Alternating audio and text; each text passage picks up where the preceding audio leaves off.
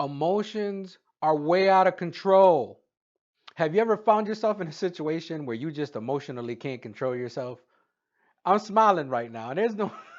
Have you ever found yourself in a situations where emotions have just taken over? All logic and reason has been thrown out the window because you are emotionally responding. We see kids do this often. They throw a temper tantrum or they throw themselves on the floor, which is, I guess, part of a temper tantrum. We see emotional outbursts from little kids. We see emotional outbursts from adults. We see an emotional suppression from everyone in between because emotions have been pinpointed as the enemy. They're either going to make you look weak or they're going to make you look too strong. I don't know. But either way, emotions will make you vulnerable, and letting people see that could be a problem. It's not a bad thing. In this video, we're going to talk about it, and we're actually going to start right. We're supposed to start a second ago, but you missed it now.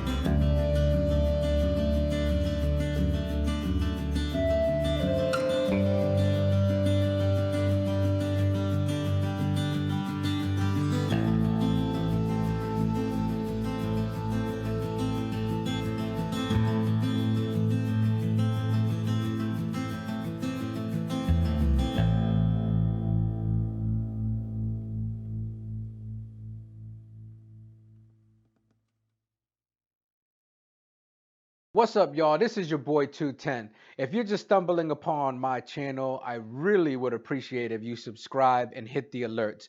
I'm going to put the alert bell right on Bob's face so you can take a swing. If you're coming back for the very first time, I really appreciate you. I mean this sincerely. There's no channel without you. Here's a problem.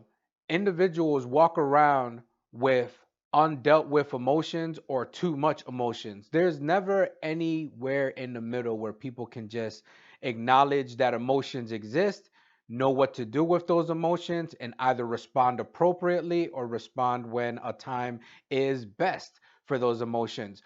Oftentimes, what happens is you either have an emotion and you act on the emotion, or you have an emotion or you suppress that emotion until the unfortunate person ends up tapping into that, and that person is just going to get blah, blah, blah, blah, blah all over. So emotions have been misunderstood and mishandled for a long time, but it is a part of who we are. We have emotions. Have you not seen Inside Out? No. I'm definitely the red a lot with the you probably all red too and control with the red. You know? Yeah. Emotions are a part of who we are, and we're not going to get rid of them, but we can utilize it for the greater good. Let me tell you a story. I remember one time when I was a little kid, I went to this farm. Now, for an inner city kid to go to a farm, like you already know, this individual had this white horse. And they're like, "Hey, do you want to ride it?" I'm this young little kid. I'm like maybe like 6 or so, 5 or 6, something like that. I was just this young little kid. I remember them saying, "Do you want to get on a horse?" And I'm like, but eventually they convinced me that this horse is okay. They just trained it and la la la la la la la. So I get up to the horse and the horse instantly just starts, doing horse things. Shut up, Bob. So I end up getting on this horse and the horse freaks out, as am I inside, and he starts just going nuts and he bucks me off. I fall, I hit on the ground, I kind of bang my head a little bit. Yes, that explains my this is why you got replaced. You want me to bring the tires in? I'll bring the tires in. Yeah, that's what I thought. After reading an article from a neurologist, I saw that there is a lot of parallels between that experience and what some schools of thought think of in terms of how to control your emotions. See, the problem that often happens is that we think that rational thinking and emotions are the enemy, that they ought to compete with each other. But in all honesty, they ought to work with one another. Our brain is broken down into two hemispheres, one hemisphere being the more logical side, the other one that deals a little bit with the emotional regulation component. They can't be at odds with one another. They have to work with one another. And this neurologist was basically saying that a rider, right, a disciplined rider, can eventually ride a horse and control the horse so that it can do what the horse was intended to be, like, right, be free and go about, but also to utilize the greatness of the horse as an asset, as a tool for the rider to get him or her from point A to point B faster, or literally just be a workhorse, right? Like, but it takes one to control and understand the beauty of this wild beast in order for us to have them work together. They can't. If the horse was doing its thing, it'd just be running around wild and it'd be biting people and kicking them, back kicking them in the face, because that's what they do, right? A rider that's too afraid and too uncertain about himself doesn't know what to do with that wildness, how to tame that. But we are going to teach you how. And this is happening right now. Come with me. I'm actually not going anywhere. Number one, acknowledge the emotion. When the emotion happens, acknowledge what it is. Name it. If you have to say it out loud, say it out loud, right? I'm mad. I'm sad. I'm scared. I'm disgusted. Name the things out loud. Just acknowledge it. Be okay with acknowledging your emotion, okay? Number two, regulate it, but don't suppress it. Regulate it. Know how to like pull it back a little bit. Be confident in that, right? Be rational enough to say, okay, this experience triggered this emotion. This memory triggered this emotion. Now, by regulating, all you're doing is saying, hey, is this the proper time for the release of this emotion? Is this the proper place for it? Is this displaced right now? Am I just projecting my memory or this experience on the people around me? Pull it back, regulate it. Don't suppress it. You're still going to acknowledge what it is, but you don't want it to get out of control where you allow it to control you, essentially. Number three, shift your attention. If you find yourself in a situation where that emotion does not fit, shift your attention. Change your attention. Here's a simple tip that you can do right now, right? Say you're feeling some sort of way about something, right? And you realize that this is not the proper time or place for it. Or maybe you're just really acting out because you could be hungry, tired, right? Like you have no idea. You just simply, if you need to stop it at the moment, just envision a stop sign. Ready? Try it now.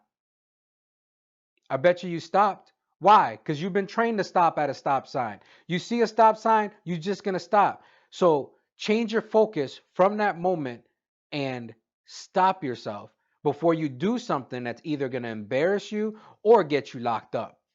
That's the truth. And here's a tip that I'm not going to add to this because this should be a known thing, okay? Always stop and just take a breath, even at the risk of looking a fool, okay? Like literally, someone says something, yo, bro, you so stupid that Bob looks smart. And that,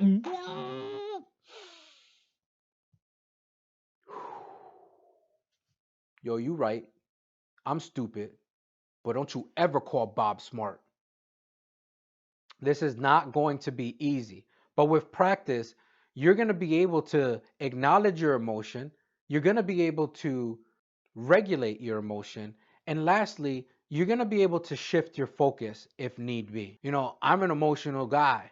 I'm Puerto Rican. It's in the blood. Like, we just get real passionate about things. And before you know it, you feel like you getting yelled at, but you ain't. That's just passion.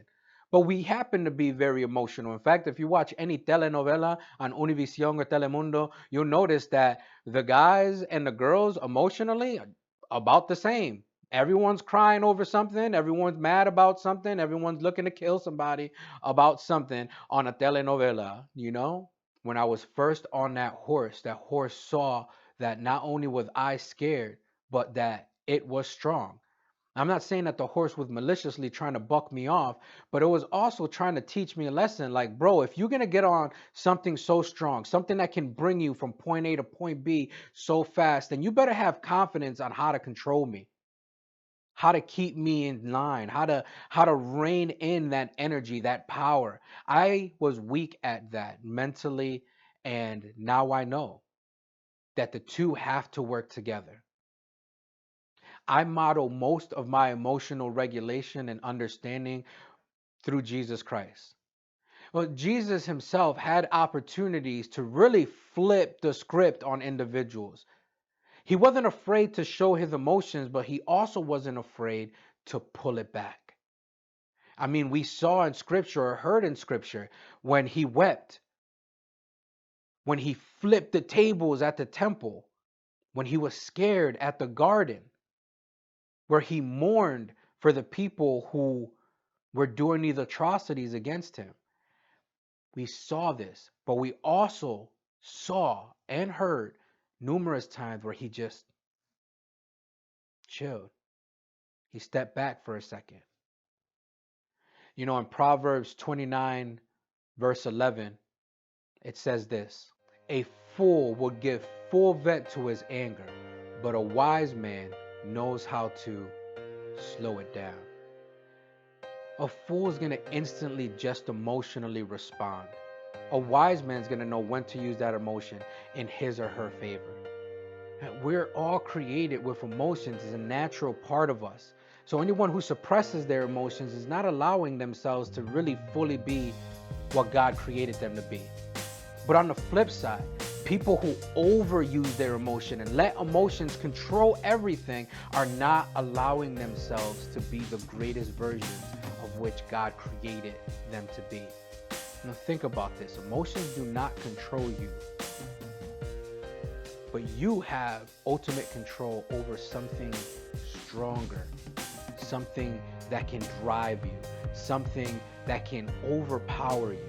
You have control over that. Don't be a fool and suppress it, but don't be a bigger fool and let it get out of control. Why don't you just be a wise rider that realizes that this beast can do some damage? So approach it with confidence, with strength, and knowing that ultimately that emotion is going to give you the energy to move somewhere, or it's going to stop you in your tracks. This is your boy 210, and this was just a moment.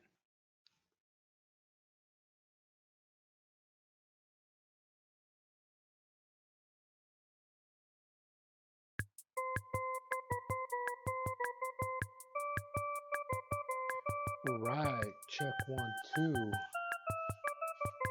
I'm like a werewolf, man. Like, it doesn't matter. I can just shave now and then grow right back right before your eyes. Unbelievable. Oh, Bob, Barea. After reading an article by neuro, after reading an article by neuro, after reading an article from a neurologic,